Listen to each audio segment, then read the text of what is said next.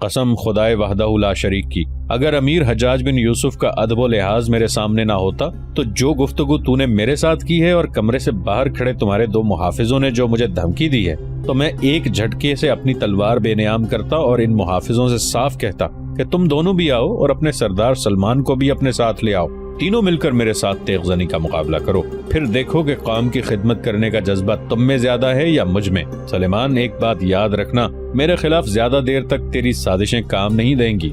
اگر میرے ساتھ دادرسی کی گئی، انصاف کیا گیا، تو میں تیرے فخر و تکبر کے علاوہ بجھا دوں گا۔ اگر تو واقعی جواں مرد ہے تو سازشی طور طریقوں کو چھوڑ، میرے سامنے آ، پھر وقت بتائے گا کہ کیسے میں تیرے ذہن کے سیاہ تخیل کے نقش و نگار کو مٹاتا ہوں۔ اگر تجھے کوئی شک و شبہ ہے تو اپنے دونوں محافظوں کو بلا، خود بھی اٹھ کھڑا ہو، تینوں اپنی تلواروں کو بے نیام کرو، میرے ساتھ مقابلہ کرو۔ میں اس مقابلے کے لیے اپنے امیر حجاج بن یوسف کو منصف مقرر کروں گا۔ میں نہیں جانتا تو نے امیر سے میرے خلاف کیا سازش کی ہے، لیکن اگر امیر مجھے اجازت دیں تو میں ان کے سامنے تمہاری سیاہ کارناموں سے پردہ اٹھاؤں۔ سلیمان، تو نے ایک سازش کے تحت امیر سے میری شکایت کی ہوگی، جبکہ شکایت تو مجھے تمہارے خلاف کرنی چاہیے تھی، بلکہ میرے علاوہ بہت سے لوگوں کو، جن میں ابو فضا سر فہرست ہے، جس کا تم گنہگار اور مجرم ہو، اسے امیر کے پاس آ کر شکایت کرنی چاہیے تھی۔ کریم بن عمر یہیں تک کہنے پایا تھا کہ ہاتھ کے اشارے سے حجاج بن یوسف نے اسے چپ رہنے کو کہا۔ اس موقع پر غصے میں حجاج بن یوسف کی آنکھیں سرخ ہو گئی تھیں۔ اشارہ پا کر کریم بن عمر خاموش ہو گیا۔ ہاتھ کے اشارے سے حجاج بن یوسف نے قتیبہ بن مسلم اور اپنے بیٹے عبداللہ کو اپنے قریب بلایا، پھر بڑی رازداری سے انہیں مخاطب کیا۔ میرے عزیزو، یہ نوجوان مجھے کوئی جواں مرد لگتا ہے، میں اس کے متعلق کوئی بہت بڑا فیصلہ کرنا چاہتا ہوں، پر اس فیصلے سے قبل میں اسے جانچنا چاہتا ہوں۔ میں سلیمان کے خلاف اس کی سازش بھی سنوں گا۔ سلیمان کے جو 2 محافظ اس کمرے سے باہر کھڑے ہیں، انہیں اندر لے کر آؤ۔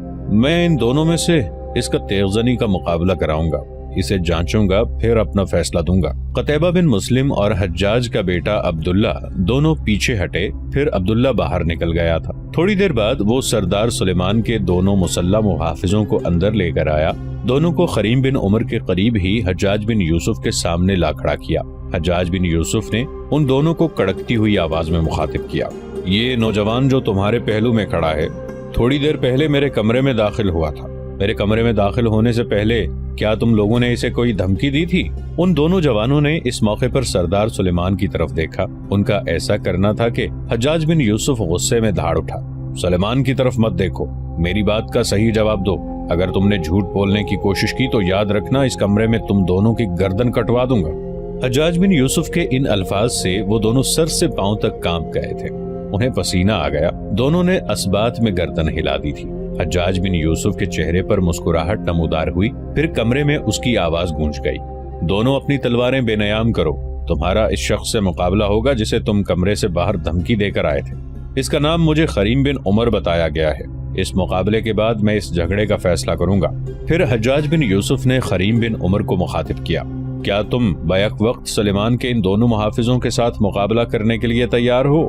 اس پر کریم بن عمر اپنا ہاتھ اپنی تلوار کے دستے پر لے گیا اور اپنی چھاتی تانتے ہوئے کہنے لگا، یا امیر، یہ تو صرف 2 ہیں، ان جیسے اگر 2 محافظ اور یہ سلیمان آئے تو میں بیک وقت 4 سے بھی مقابلہ کرنے کے لیے تیار ہوں۔ اس بار حجاج بن یوسف نے فیصلہ کن انداز میں سلیمان کے محافظوں کو مخاطب کیا، تم دونوں اس جوان کے ساتھ مقابلہ کرو، مقابلے کا میں خود منصف ہوں گا، فیصلہ بھی خود ہی کروں گا۔ اس پر ان دونوں محافظوں نے اپنی تلواریں بے نیام کر لی تھیں۔ ایک جھٹکے کے ساتھ کریم بن عمر نے اپنی بھی تلوار بے نیام کی، پھر جوں ہی حجاج بن یوسف نے اشارہ دیا، تینوں ایک دوسرے پر حملہ آور ہو گئے۔ سلیمان کے دونوں محافظ بڑھ چڑھ کر حملہ آور ہونے لگے تھے، جبکہ کریم بن عمر شروع میں اپنے دفاع تک محدود رہا، لیکن ساتھ ساتھ جارحیت بھی اختیار کر رہا تھا اور وہ حق حق بھی پکارنے لگا۔ کریم بن عمر کی اس تیغ زنی اور اس کے ان جذبوں کو دیکھتے ہوئے حجاج بن یوسف کی آنکھوں میں ایک نادیدہ سی شفقت کی چمک نمودار ہوئی، پھر وہ ہلکے سے لہجے میں اپنے آپ کو مخاطب کر کے کہہ رہا تھا، اے اجنبی نوجوان، تیرے حملوں میں یقیناً ولولہ انگیزی اور آندھی کی شدت ہے، تو اپنے دشمن کی طرف ایسے بڑھتا ہے جیسے سمندری طوفان، تو پتھروں میں پڑا ہوا ایک موتی ہے، میں تیری قدر کروں گا۔ سلیمان کے دونوں محافظ پہلے کی نسبت کچھ ماند پڑ رہے تھے، پھر اچانک ان دونوں نے اپنی اپنی تلواریں ایک ساتھ کریم بن عمر پر برسائی۔ دونوں کی تلواروں کو کریم نے اپنی تلوار پر روکا، پھر اپنا بایاں ہاتھ وہ ایک کی چھاتی پر لے گیا اور اس تیزی سے اسے پیچھے دھکیلا کہ وہ زمین پر گر گیا۔ دوسرے کو تلوار کا ایک جھٹکا دیا اور وہ ایک دیوار سے جا لگا۔ طوفانی انداز میں کریم بن عمر آگے بڑھا، جو دیوار سے ٹکرایا تھا اس کے پیٹ میں گھٹنا مارا، ساتھ ہی تلوار کا دستہ اس کے چہرے پر مارا۔ اس کے منہ سے خون بہہ نکلا تھا اور وہ بے بس سا ہو کر دیوار کے قریب بیٹھ گیا۔ پھر عجیب سے انداز میں حجاج بن یوسف نے اس کی طرف دیکھا اور اپنے آپ کو مخاطب کرتے ہوئے کہا، نوجوان، تو یقیناً اندھے ستم کے سامنے موت کے رقص جیسا ہے۔ تیرے حملوں میں طوفانوں کی سی شدت ہے، تو شمشیر زنی کا ماہر ہے۔ میں تجھے دشمنوں کے سامنے ضائع نہ ہونے دوں گا، تیری حفاظت کروں گا۔ ایک کے منہ سے جب خون بہ نکلا تو اس وقت تک دوسرا اٹھ کھڑا ہوا تھا۔ کریم بن عمر آندھی کی طرح لپکا اور اس پر حملہ آور ہونا شروع ہو گیا۔ ہر بار تلوار برساتے ہوئے حق حق پکار رہا تھا اور حجاج بن یوسف کو اس کی یہ ادا بہت پسند آ رہی تھی۔ اس وقت اس کے چہرے پر عجیب سی مسکراہٹ تھی۔ 2-4 وار کرنے کے بعد کریم بن عمر اسے الٹے پاؤں بھگانے لگا تھا۔ اب وہ تیزی کے ساتھ حق حق پکارنے لگا تھا۔ کبھی کبھی وہ بیچ میں اللہ اکبر کی صدا بھی بلند کرتا تھا۔ پھر اچانک وہ پینترا بدل کر دائیں جانب ہوا اور اس زور سے اس نے وار کیا کہ مد مقابل کی تلوار کو اس نے کاٹ کر رکھ دیا۔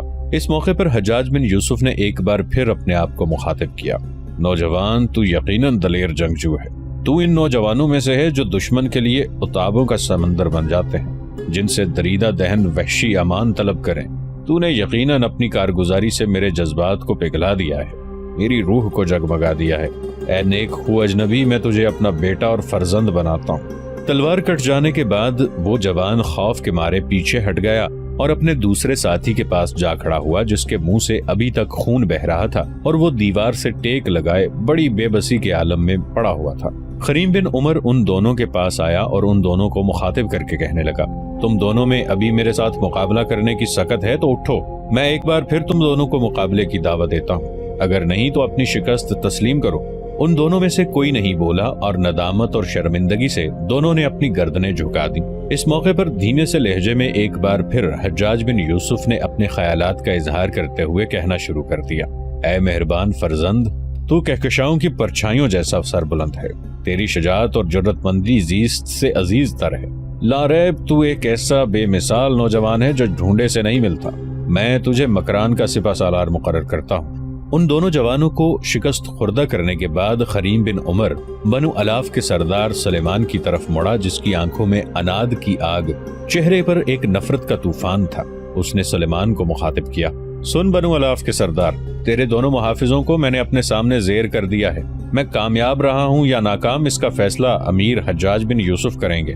میں تم سے یہ کہنا چاہتا ہوں کہ اگر تمہیں اب بھی کوئی شک ہو تو آؤ میرے ساتھ تیغ زنی کا مقابلہ کرو۔ کیا تم اس کے لیے تیار ہو؟ اس موقع پر سردار سلیمان کے چہرے پر عجیب سے جذبے تھے۔ وہ خجل اور شرمندہ تھا، مدد طلب انداز میں حجاج کی طرف دیکھ رہا تھا۔ حجاج کے لبوں پر ہلکی ہلکی مسکراہٹ، آنکھوں میں خوبصورت شرارت تھی۔ پھر حجاج بن یوسف نے کریم بن عمر کو مخاطب کیا، سن میری ملت کے درویش صفت مجاہد، پہلے تو اپنے حالات کہہ، پھر سردار سلیمان نے جو تیرے خلاف شکایت کی ہے اس کی وضاحت کر، اس کے بعد میں اپنا فیصلہ دوں گا۔ تیرے کچھ حالات تو سلیمان مجھے بتا چکا ہے کہ تو محمد بن ہارون نمری کی بستی کا رہنے والا ہے اور انتہائی عمدہ قسم کا کھوجی ہے، ریوڑ چرا کر اپنی گزر بسر کرتا ہے۔ کریم بن عمر اس موقع پر چند قدم آگے بڑھا اور حجاج بن یوسف کو اس نے مخاطب کیا، یا امیر، میری روداد کوئی لمبی اور طویل نہیں ہے۔ میں یہ بات کہتے ہوئے شرمندگی محسوس نہیں کرتا کہ میرا تعلق ایک انتہائی غریب اور پسے ہوئے خاندان سے ہے۔ میرے پاس ایک چھوٹا سا ریوڑ ہے، اسی سے گزر بسر کرتا ہوں۔ میرا باپ آس پاس کی بستیوں کا عمدہ کھوجی تھا، اسی سے میں نے یہ فن سیکھا۔ ضرورت مندوں سے میں اس فن کی قیمت وصول نہیں کرتا۔ ہاں، کوئی صاحب ثروت اپنی مرضی سے دے دے تو اس کی رضامندی پر منحصر ہے، ورنہ میرا گزر اپنے ریوڑ سے ہی ہوتا ہے۔ جہاں تک میری تیغ زنی اور شمشیر زنی کا تعلق ہے تو میرے باپ نے مجھے بچپن میں بصرہ کے ایک اسکول میں داخل کرایا تھا، جہاں میں نے دوسری تعلیمات کے علاوہ حربی تعلیم میں بھی مہارت حاصل کی۔ امیر محترم، جہاں تک اس سردار سلیمان کا تعلق ہے تو اس پر چوری کا الزام ہے۔ اس کے بعد کریم بن عمر نے ابو فضا کے جانور چوری ہونے اور 2 آدمیوں کے اس کے پاس جانے اور پھر جانوروں کو تلاش کرنے کے سارے واقعات تفصیل کے ساتھ کہہ ڈالے۔ کریم بن عمر جب خاموش ہوا تو انتہائی غصے اور بیزاری کا اظہار کرتے ہوئے سلیمان نے اسے مخاطب کیا، تو نے مجھ پر الزام لگایا ہے تو یہ ثابت کرنے کی کوشش کر رہا ہے کہ میں نے یہ جانور چرائے ہیں۔ کیا تیرے پاس مجھ پر چوری کا الزام لگانے کے لیے کوئی گواہ ہے؟ اس موقع پر حجاج بن یوسف نے جواب طلب نگاہوں سے پہلے سلیمان پھر خریم بن عمر کی طرف دیکھا۔ عین اسی موقع پر اس کمرے میں محمد بن ہارون نمری داخل ہوا۔ اس نے شاید سلیمان کی باتیں سن لی تھی۔ اندر داخل ہوتے ہی وہ بول پڑا، سلیمان، تمہیں چور اور قذاق ثابت کرنے کے لیے ہی ہمارے پاس گواہ موجود ہیں۔ حجاج بن یوسف کیونکہ بنو نمری کے سردار ابن ہارون کا خوب جاننے والا تھا، لہٰذا اپنی جگہ سے اٹھ کر اس کا استقبال کیا، اس سے پرجوش مصافحہ کیا اور ایک نشست پر بیٹھنے کے لیے کہا۔ اس پر ابن ہارون بول پڑا، امیر، میں پہلے گواہ پیش کر لوں، اس کے بعد میں نشست پر بیٹھوں گا۔ ایک بار پھر ابن ہارون باہر نکلا۔ سردار سلیمان کے جس آدمیوں کو گرفتار کیا گیا تھا انہیں وہ اندر لے کر آیا، پھر حجاج بن یوسف کو مخاطب کیا، امیر محترم، یہ جو لوگ ہیں انہی سے جانور برآمد کیے گئے ہیں، اور انہوں نے خود اعتراف کیا ہے کہ انہوں نے سلیمان کے کہنے پر جانور چرائے تھے اور اپنی حفاظت میں رکھے ہوئے تھے۔ اس موقع پر کھا جانے والے انداز میں حجاج بن یوسف نے سلیمان کی طرف دیکھا، اس کے بعد آنے والوں سے پوچھا، کیا تم اس بات کی گواہی دیتے ہو کہ تم نے یہ جانور سلیمان کے کہنے پر چرائے تھے؟ جب انہوں نے اسبات میں جواب دیا تو حجاج بن یوسف ایک بار غصے اور غضبناکی میں اپنی جگہ پر اچھل پڑا۔ پھر اس نے بنو الاف کے سردار سلیمان کو مخاطب کیا، سلیمان، جس وقت یہ خریم بن عمر مجھے تمہاری سیاہ کارروائیاں بتا رہا تھا اس وقت تم صرف ایک ملزم تھے اور میں نے تمہیں برداشت کیا۔ اب جب کہ خود تمہارے آدمیوں نے تمہارے خلاف گواہی دے دی ہے کہ یہ کالا دھندا تم کرتے ہو، لہٰذا اب تم مجرم ثابت ہو چکے ہو۔ اب ایک مجرم کی حیثیت سے میرے سامنے کھڑے ہو تاکہ میں تمہارے لیے سزا تجویز کروں۔ حجاج بن یوسف کے ان الفاظ پر سلیمان مزید کانپ گیا، اپنی جگہ سے اٹھا اور خریم بن عمر کے پہلو میں کھڑا ہو گیا۔ اس موقع پر چونکہ کمرے کی فضا خوفناک حد تک پریشان کن ہو گئی تھی، لہٰذا خریم بن عمر کی گردن بھی جھکی ہوئی تھی کہ دیکھیں حجاج بن یوسف کیا فیصلہ دیتا ہے۔ حجاج بن یوسف نے خریم بن عمر کو مخاطب کیا، سن ابن عمر، اپنی جھکی ہوئی گردن سیدھی کر، اپنی چھاتی تان۔ جس وقت تو نے سلیمان کے 2 جوانوں کے ساتھ مقابلہ کیا تھا تو مقابلے کے دوران تیرے تیور دیکھ کر میں نے تجھے اپنا فرزند بنانے کا فیصلہ کیا تھا، بلکہ تیرے لیے ایک عہدے کا بھی انتخاب کیا تھا۔ میں نے اپنے دل میں یہ بھی ٹھانی تھی کہ تیری قدردانی کروں گا۔ جس نشست سے سلمان اٹھائے اس نشست پر بیٹھ۔ میری نگاہ میں تو اب ایک سردار سے اور سلمان ایک گندے چور اور اجڑ گڈڑیے سے بھی بدتر ہے۔ خریم بن عمر آگے بڑھا۔ جس نشست سے سلمان اٹھا تھا اسی پر وہ جھجکتے ہوئے بیٹھ گیا۔ اس کے بعد اگلی نشست پر بنو نمری کا سردار محمد بن ہارون بیٹھ گیا تھا۔ اس کے بعد اس کمرے میں حجاج بن یوسف کی بلند آواز گونجی۔ اس نے سلیمان کو مخاطب کیا، سلیمان، یہ تیری دوسری غلطی ہے۔ جس وقت میں نے سعید بن اسلم کلابی کو مکران کا حاکم مقرر کیا تھا اس وقت بھی تو نے اس کے خلاف ایک سازش کی تھی، لیکن میں نے تجھے معاف کر دیا تھا، وہ تیری پہلی غلطی تھی۔ اب یہ تیری دوسری غلطی ہے کہ تو نے ایک غریب انسان کے جانور چوری کیے اور اپنے چوری کو تسلیم نہیں کیا۔ سلیمان، قسم مجھے اپنے اس رب کی جس کی ساری صفات ہی لارائب ہیں، آئندہ تجھ سے کوئی ایسا فعل سرزد ہوا تو وہ تیری تیسری غلطی ہوگی۔ جو ہی تو نے تیسری غلطی کی میں تیری گردن کاٹ دوں گا۔ اب تجھے جانے کی اجازت ہے۔ سلیمان نے اسے غنیمت جانا، فی الفور پلٹا اور اس کمرے سے نکل گیا۔ اس کے جانے کے بعد تھوڑی دیر تک خاموشی رہی، پھر حجاج بن یوسف نے خریم بن عمر کی طرف دیکھتے ہوئے کہنا شروع کیا، سن عمر کے بیٹے، جس وقت تم سلیمان کے دونوں محافظوں کا مقابلہ کر رہے تھے تو تمہاری کارگزاری سے خوش اور مطمئن ہوتے ہوئے میں نے تمہارے متعلق آپ بہت سے فیصلے کیے۔ کبھی میں نے تمہیں پتھروں میں پڑا ایک موتی جانا، تمہاری قدر کرنے کا ارادہ کیا، پھر میں نے تمہیں ایک نایاب مجاہد سمجھا، پھر جب بعد میں تمہاری کارگزاری مزید بڑھی تو میں نے تمہیں اپنا فرزند بھی کہہ کر پکارا، اور آخر میں جب تم نے دونوں محافظوں کو مکمل طور پر اپنے سامنے زیر کر لیا تو میں نے تمہیں مکران کے مسلمان لشکروں کا سپہ سالار مقرر کر دیا تھا۔ لگتا ہے قدرت اس سلسلے میں مکمل طور پر میری رہنمائی کر رہی ہے۔ تمہاری آمد سے پہلے میرے پاس بنو الاف کے سردار سلیمان کے علاوہ بن مسلم میرا بیٹا عبداللہ اور بنو تمیم کے سردار مجاع بن سار تمیمی بیٹھے تھے، اور میں نے ان سب کو ایک خاص مقصد کے لیے بلایا تھا۔ میں سمجھتا ہوں شاید خداوند قدوس نے اس مقصد کی تکمیل کے لیے تمہیں میری طرف روانہ کیا ہے۔ سن، میں مجاع بن سار تمیمی کو مکران کی طرف روانہ کرنے والا تھا تاکہ وہاں یہ سعید بن اسلم کلابی کا نائب بن کر رہے۔ مجھے ایک ایسے شخص کی ضرورت تھی جو مجاع بن سار کے ساتھ جائے اور وہاں لشکریوں کی نمائندگی کے فرائض سر انجام دے۔ خداوند قدوس کا شکر ہے، تمہاری صورت میں میری یہ مشکل بھی حل ہو گئی ہے۔ اب چونکہ میں تمہیں مکران میں اپنے لشکریوں کا سپہ سالار مقرر کر چکا ہوں تو کیا تم اس عہدے کو قبول کرتے ہو؟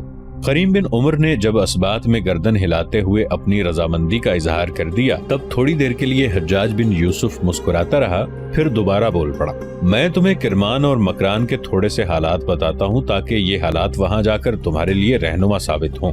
میں تم پر واضح کر دوں کہ مکران بلوچستان، سندھ اور کرمان کے ممالک نسبتاً عراق سے نزدیک ہیں اور ایران کی جنگیں ہو رہی تھیں۔ اسلامی فتوحات ایران میں بڑھ رہی تھیں۔ اس وقت کے فتنہ پرور ایرانی سندھ میں جا کر بنا لیتے تھے اور سندھ ان فتنہ پروازوں کا مرکز بنا ہوا تھا۔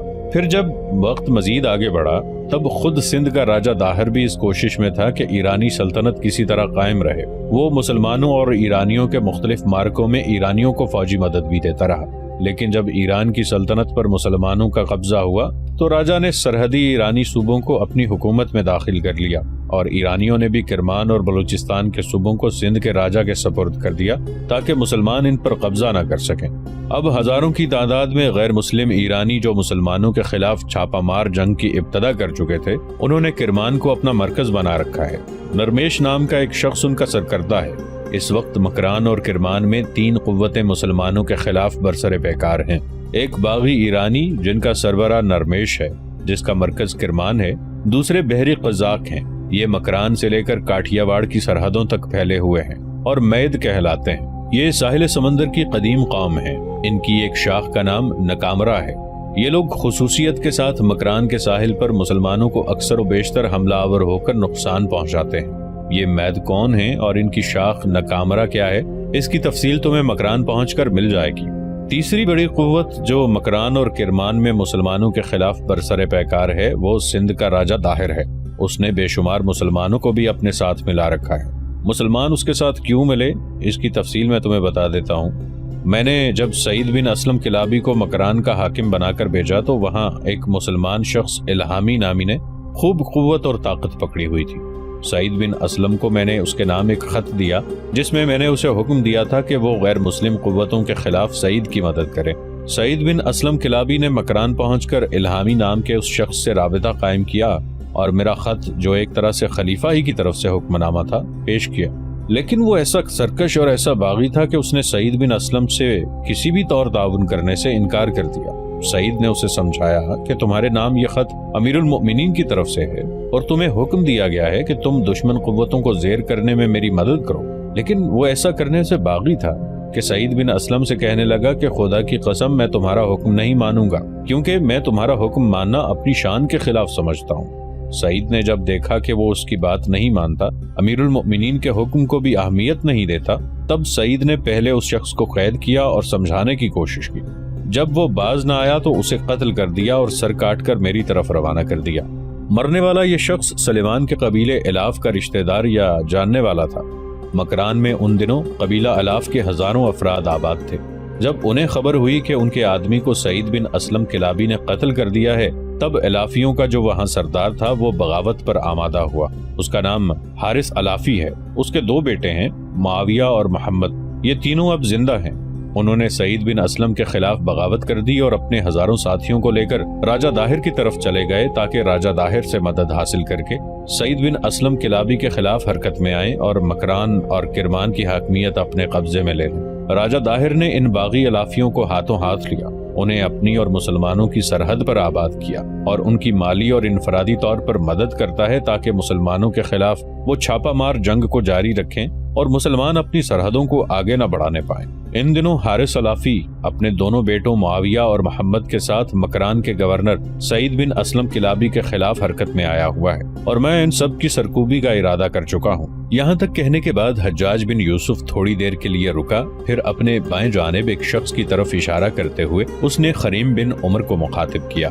سن ابن عمر، یہ جو شخص بیٹھا ہے اس کا نام مجاع بن سار تمیمی ہے، اس کا تعلق بنو تمیم سے ہے۔ میں اسے مکران کا نائب گورنر مقرر کر چکا ہوں۔ تم دونوں یہاں سے مکران کا رخ کرو گے، وہاں سعید بن اسلم کلابی سے ملو گے اور اس کے ساتھ ساتھ دشمن قوتوں کے خلاف برسر پیکار رہو گے۔ میں نے مجاع بن سار تمیمی کو یہ بھی سمجھا دیا ہے کہ اگر ان جنگوں میں سعید بن اسلم کلابی مارا جائے تو اس کے بعد یہی مکران کا والی ہوگا اور وہاں جس قدر اسلامی لشکر ہے اس کے سالار اعلیٰ خریم بن عمر تم ہوگے۔ اب تم بتاؤ کہ تم کب تک اپنی اس مہم پر جانے کے لیے تیار ہو سکتے ہو؟ کریم بن عمر کچھ کہنا ہی چاہتا تھا کہ اس کی بستی کا سردار محمد بن ہارون نمری بول پڑا، ابن عمر تم خوش قسمت ہو کہ تمہیں ملت کی خدمت کے فرائض سونپے جا رہے ہیں، دیر مت کرنا، امیر کی خواہش کے مطابق مکران کی طرف کوچ کر جانا، جہاں تک تمہارے چھوٹے سے ریوڑ کا تعلق، اس کے متعلق فکر مند مت ہونا، اس کی دیکھ بھال میں اپنی بستی کے لوگوں کے ذمے کر دوں گا۔